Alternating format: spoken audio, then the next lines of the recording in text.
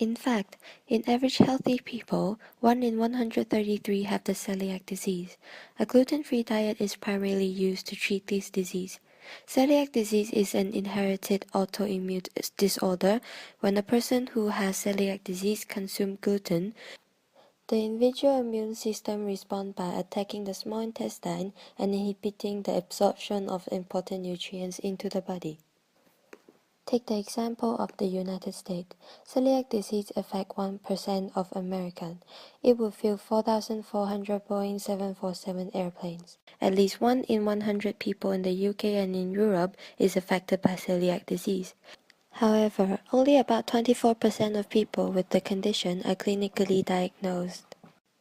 The average length of time taken for someone to be diagnosed with the disease from the onset of symptoms is 13 years. At least 3 million people in the US are living with celiac disease.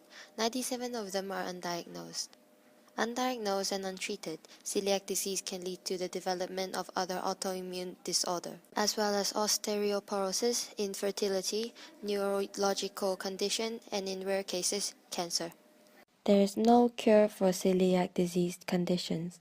The only treatment is lifelong adherence to a strict gluten-free diet. Your small intestine is lined with tiny finger-shaped tissue called villi. The villi create a large surface that absorbs vitamins, sugars, and other nutrients as food passes through the small intestine. When a person who has celiac disease eats gluten, the villi flatten out and the intestinal lining becomes damaged. This decreases the area that can absorb nutrients. Within 2 weeks after starting a gluten-free diet, most people with celiac disease find that their symptoms improved. Symptoms should completely disappear within 3 months, but it takes up to 6 months or longer on a gluten-free diet for villi to return to normal.